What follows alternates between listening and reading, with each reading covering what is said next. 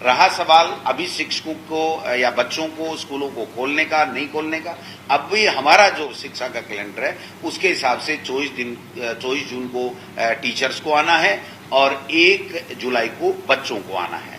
तो जो परिस्थितियां निर्मित हो रही हैं उससे ये लग रहा है कि ये जो कोरोना है हमारे साथ ही चलेगा, तो हमारे बच्चों के भविष्य को भी हमको ध्यान रखना पड़ेगा। लेकिन आज की तारीख में 1 जुलाई से विद्यालय खुलने का है, बंद करने का या आगे इसको बढ़ाने का नहीं है।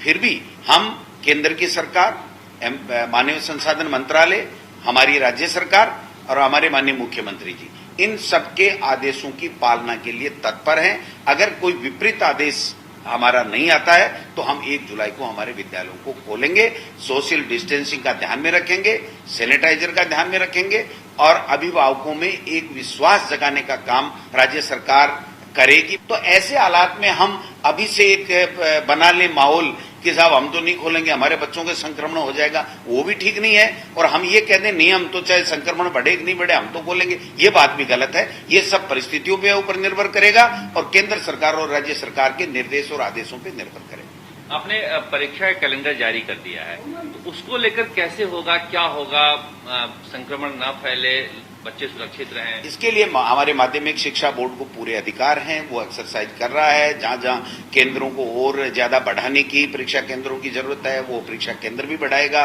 मास्क, सैनिटाइजर की व्यवस्था हम लोग कर रहे हैं। सोशल डिस्टेंसिंग की पालना के लिए हम लोग कह रहे हैं कितने सेंटरों में कितने बच्चे आएंगे, उनके लिए अगर पेपर कोई एक्स्ट्रा करने की आवश्यकता पड़ेगी तो वो हम लोग करेंगे। अगर उनमें डिवाइड करके एक जगह से 2 केंद्र करने पड़े तो वो लोग भी हम लोग करेंगे। और हमारे बच्चों के भविष्य को ध्यान में रखते हुए ये हमारी सरकार ने निर्णय लिया है। सीबीएसई के लिए भी केंद्र की सरकार ने निर्णय लिया। तो मैं समझता हूं इन बच्चों की परीक्षाएं हम पूरी जो गाइडलाइन है भारत सरकार और राज्य सरकार की इस कोरोना संक्रमण को रोकने के लिए या उसकी पालना करते हुए हम लोग एग्जाम कराएं।